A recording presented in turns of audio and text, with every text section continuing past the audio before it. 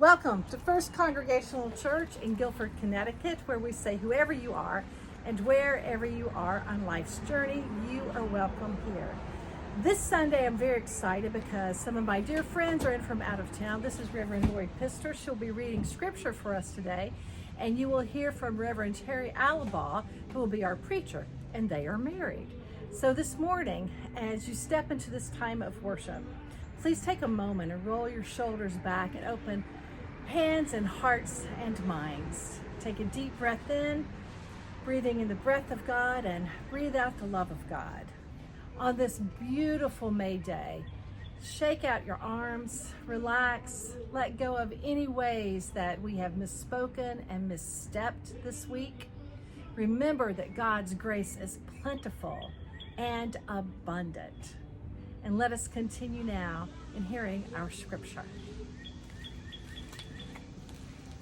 In Joppa, there was a disciple named Tabitha. In Greek, her name is Dorcas. She was always doing good and helping the poor. About that time, she became sick and died, and her body was washed and placed in an upstairs room. Lydda was near Joppa, so when the disciples heard that Peter was in Lydda, they sent 2 men to him and urged him, "Please come at once." Peter went with them, and when he arrived, he was taken upstairs to the room. All the widows stood around him, crying and showing him the robes and other clothing that Dorcas had made while she was with them. Peter sent them all out of the room. Then he got down on his knees and prayed. Turning toward the dead woman, he said, "Tabitha, get up." She opened her eyes, and seeing Peter, she sat up. He took her by the hand and helped her to her feet. Then he called for the believers, especially the widows, and presented her to them alive. This became known all over Joppa, and many people believed in the Lord. Peter stayed in Joppa for some time with a tanner named Simon. This is the word of the Lord. Thanks be to God.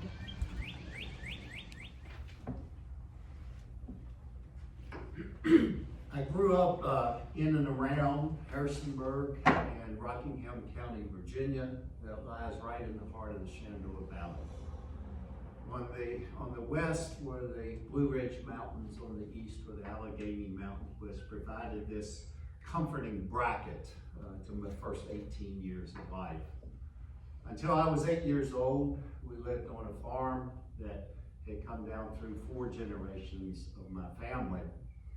And during that time, my Uncle Bob and Aunt Mary lived with us for about a year while they found their way toward buying their own farm. This was after my Uncle Bob had been in the Air Force. And when my parents separated and divorced when I was 8, and we moved to town with a family friend, I spent a lot of summers and a lot of time with my Uncle Bob and Aunt Mary. You need me to go up. And this was a rich time for me with Uncle Bob and Aunt Mary. They both had jobs in the community, but they were also farmers, had a 60-acre farm. They raised beef cattle, hogs, and my Aunt Mary raised sheep.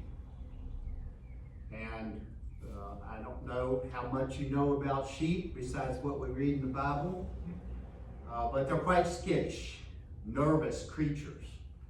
And they think and act in a herd, and they need kind of constant supervision and intervention to stay alive. This was especially true during lambing, which is when the mother sheep had her lambs. And I'm going to pause here because you've been saying a word probably most of your life that you've been saying it wrong, E-W-E-S. It's actually pronounced Yos. Yos is what I grew up with. I looked it up, and it's a nickname, but in where I grew up, my Aunt Mary called mother sheep Yos. And so we're going to refer to them that way here this morning. So she would watch when the Yos were getting near delivery. And it was a very vulnerable time for them. So, and this often occurred in January and February when temperatures could be down in the teens, and they were often born at night. So Aunt Mary would set her alarm often for 12, 2, and 4 if she saw that one was about to be delivered. Sometimes these lambs came into the world not breathing. And my Aunt Mary would cup her hands over the nostrils of that little lamb in that cold morning air and blow breath into it until it began to breathe. And then she would gently place it over beside the yoke, near the teats of the yoke, and it would begin its young life. So there in this dark valley sky, amidst the smell of manure and hay and birth and afterbirth, new life took shape and had life. And without my Aunt Mary's intervention, these lambs would have soon died in that cold night. So with the yos, the little lambs, and my Aunt Mary in mind, let us now hear our psalm for today. The Lord is my shepherd, I shall not want. He makes me lie down in green pastures. He leads me beside still waters. The Lord restores my soul and leads me in the paths of righteousness for his name's sake. Even though I walk through the valley of the shadow of death, I will fear no evil, for thou art with me, thy rod and thy staff, they comfort me. Thou preparest the table before me in the presence of mine enemies. Thou anointest my head with oil, my cup overflows. Surely goodness and mercy will follow me all the days of my life, and I will dwell in the house of the Lord forever. Any one of y'all, I bet, could have done the same thing I just did. As a matter of fact, when I went up and talked with Ginger's mom, Rachel, last night and was playing the hymn that I did for you, My Shepherd Will Supply My Need, I said, Rachel, I bet you know the 23rd Psalm. Big, hit it right off, every line. It's very familiar to us. We grew up learning it. We often hear it at funerals. And it's very popular, and we're drawn to it at least for a couple of reasons, I think. One, it's very personal. The Lord is my shepherd. I shall not want. You make me lie down in green pastures. It's a very intimate, personal relationship. And I hear this psalm as a poem describing a relationship of love. And also in referring to the individual, to me, it's good to remember that a lot of the Psalms, when they talk about they're referring to Israel, God's relationship with Israel. But this has a strong personal connection. Now keep in mind that it's like in the black church, when hymns are sung about I and me always means us. And when you have that sort of identity, that collective identity, you hear it that way. For us that are primarily from a white, Western, capitalistic kind of upbringing and teaching, sometimes identifying ourselves with the whole can present a challenge. So the psalm, it's about me, each one of us, and it's about us. We might also, actually, if we're honest, struggle with the vulnerability and dependability that is portrayed here. Sheep are quite skittish. They think in terms of the herd. They're often frightened. They need comfort. I can tell you this weekend, I have a new image too. And I don't know how much you all might have been around Ginger and Milton and their schnauzers. She makes me lie down in the green grass of my backyard. He fills my bowl with food. It overflows. They hug me and caress me when I'm frightened and need it. It's sweet, right? It really is sweet. But how do we think when those images are applied to us, whether it's schnauzers or sheep? It's often easier, perhaps, for us to identify as the shepherd, the one who is assisting others.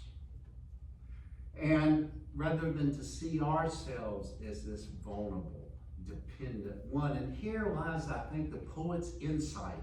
And this is my message for the morning. I'm going to say more after this, but this is it, right here.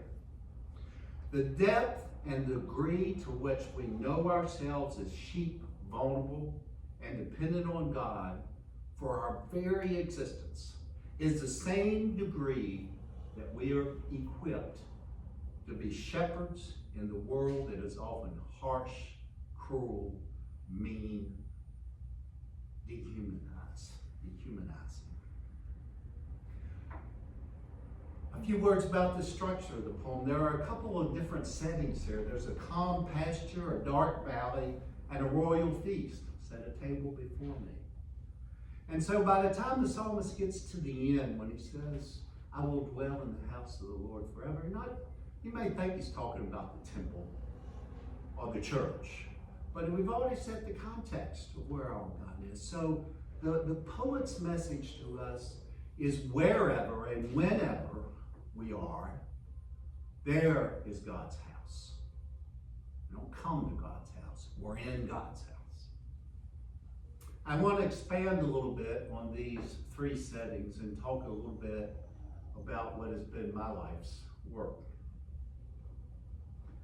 In the late 80s, I was hired by a group of Presbyterian churches that had recently started some ministry programs, emergency assistance program with help folks with rent and utilities, as well as an emergency shelter for people to stay overnight. Starting that job, I was all overwhelmed. 90 men a night coming in to spend the night, 90% of them black men. And in that group was probably the most concentrated ills that you could find anywhere. There was HIV and AIDS was at its height. People were being released from our local mental hospital under the name of deinstitutionalization and literally driven in to take a cab and dropped off at the front door of our shelter. We'd have no idea what their diagnosis were, what a treatment plan was, what was going to happen next. People died from the violence of the streets at night. The doctor from the health department came to me after I'd been there for a month and a half and said, we got a problem. You have 13 people in this shelter with tuberculosis, which meant that we're all going to have tuberculosis. And we, in the help of the county, installed UV lights that actually killed the tuberculosis germs. There was a lot of addiction. Both to crack cocaine was coming into play, as well as alcoholism. There was a student from Sweden who spent a week with us. She was doing an intern of a study abroad. And she did check-ins and did charts and helped serve meals. At the end of the week, she looked at me with this exasperated look on her face and says, you work at the ends of the earth. And I'd already become sort of used to where I was, but I kind of looked around and went, yeah, I think I do. I think I do indeed. The main thing I could say about this time is I showed up. I did not know what to do. I really didn't. I showed up every day and watched and listened to what might happen. My role eventually grew to where I'd go around the community to churches, city council, county commissioners, civic groups, business associations, and basically holler fire and hope help would come.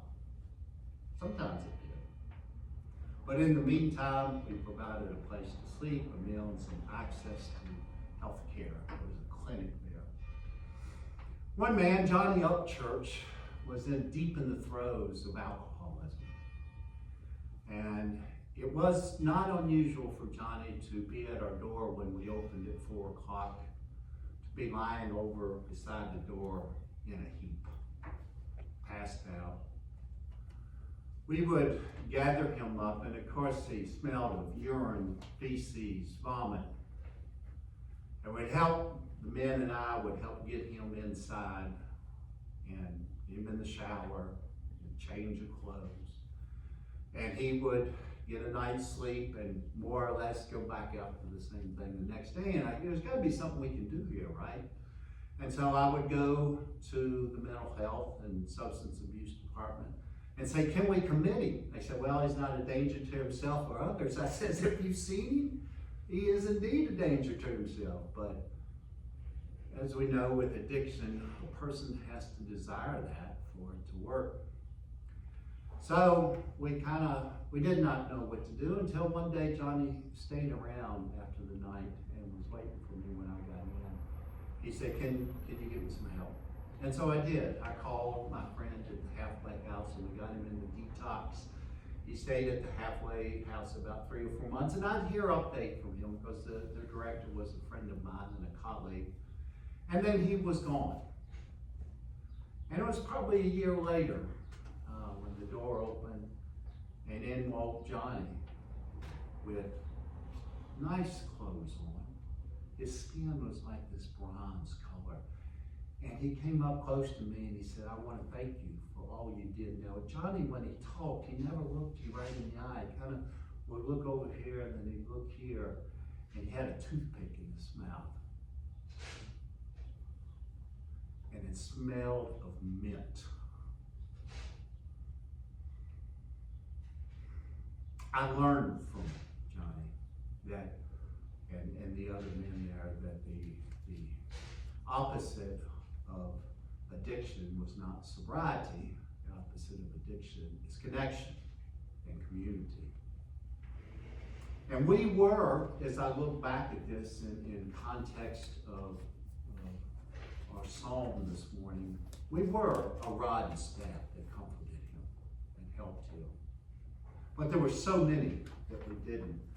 It was easy to get overwhelmed. There were so many young men between 35 and 45 dying. I went to a lot of memorial services. I led a memorial service, and my heart was really heavy with this, thinking we can do better. We can do better. And so going back to those same people that I mentioned that I hollered fire to, I said, how about we meet, we provide some more permanent solutions, the core of which is housing that's affordable. The antidote, the main antidote to homelessness is housing. It doesn't mean there doesn't need to be support or other things, but that's the heart of it. Housing itself for those who are experiencing homelessness is a health care, it's a therapeutic intervention, and we begin to say that. Working with these same folks, we formed an organization called Housing for New Hope, and we began doing extensive street outreach. We started building housing because there was not enough, and we especially focused in on efficiency apartments, small little units that were permanent housing. And at this time, a lot of our staff were men and women who themselves had experienced homelessness, and they really gravitated toward this theme we developed about leases.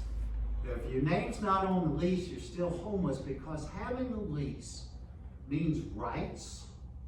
You're a person, you have rights and responsibilities of care. So this became a big push for us of getting this going. And one particular place that we did was 70 units of affordable housing. It had 38 units of 2 and 3 bedroom for families living at or below 50% of the area median income. It was housing that was affordable. There were 12 units for people with severe and persistent mental illness that could live independently with support. And there were 20 units specifically for those moving out of homelessness. And one of our first people that moved in, Odell Pratt, he had 10 years, he had bounced around from staying in abandoned houses to his car, to family. And now he had an apartment, his name was on the lease, the rent was affordable, he's paying his rent each month. And so I asked him when it came time for us to do our dedication, where I invited all those same muckety-mucks back out that helped provide the support to speak and enjoy how much this meant to people. I asked Odell, all right, Odell, I'd like for you to say a few words. You got about 3 or 4 minutes. Think it through. And he said, okay. So when he got up, he ended with these words. Now, to some people, those apartments are, they're small. You just got to turn and maneuver around the bed, but I have my own refrigerator, got my own shower. He said, they may just be a small apartment, but to me, they're my mansion on the hill. My mansion on the hill. That's how much it meant to him. Of that proclamation. And what I heard in that was his utter joy. That his mansion on the hill, it was his table set before him in the presence of all those enemies that had kept him from living fully. And what struck me is that Odell's joy that he expressed in that phrase had been there all along. It's almost like joy is in the midst of a closed fist of despair and grief and loss. It's hidden in the very shadow of death. Joy was not something to be found, rather something to be released. As joy is nestled right there in the midst of all that is harsh and violent, so we find loving presence right there in the midst of what is mean and harsh and brutal. But how do we remember such love? He makes me lie down in green pastures. He leads me beside still waters. The Lord restores my soul. We need that restoration. We need that silence, quiet, reflection, meditation. In my retirement, I've become very involved with a group called Pister, and we're a contemplative group. And we've become very aligned with the Allebaugh Center, which is a former Catholic retreat center that others have now re-envisioned as a training center for community activists and organizers, people who are on the very front lines of fighting the ills that we know about. And they need restoration. They need support. And so we provide access to meditation, reflection, silence. The grounds themselves, it's 50 acres of beautiful woodlands, much like that you all have around here. And we invite them to be still and listen and experience this presence. Whether we call it God or whatever we call it, we know it to be true. So here in this moment, I'm going to invite us to do what we call in our contemplative circles, take a long minute of quiet, of bringing our attention right here to this place, to this time that we're with one another. To notice your breath, it's with us all the time, but we don't pay it much attention. And either leave your eyes open, or if you'd like to close your eyes, and reflect for this long minute on what this 23rd Psalm means for you. Search for that word or phrase.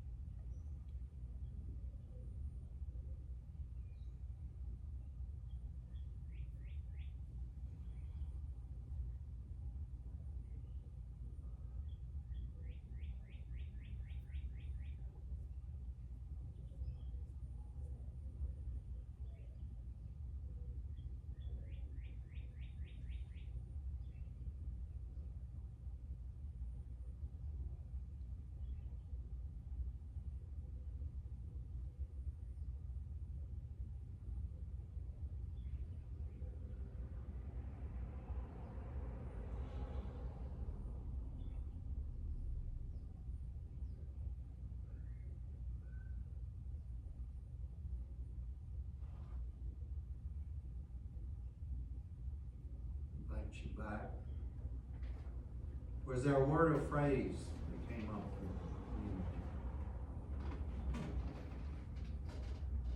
Please. The Lord is my shepherd. Say again, I'm sorry. The Lord is my The shepherd. Lord is my shepherd. Restores. Restores. Yes. Rest and nourishment. Rest and nourishment. Thank you. My cup runneth over. Yes, indeed.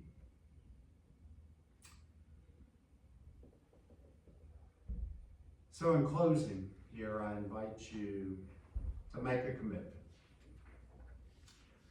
that wherever you might find yourself, whether it's in the valley of the shadow,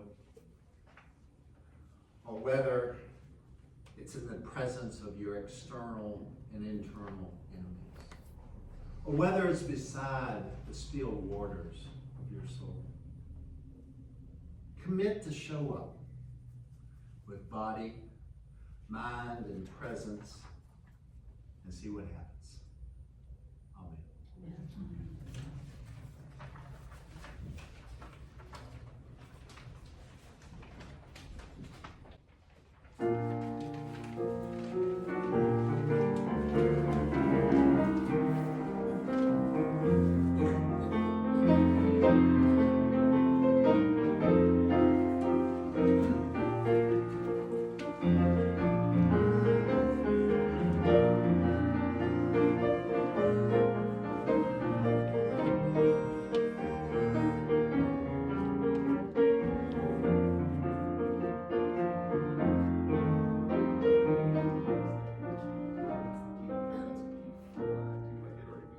Keep going.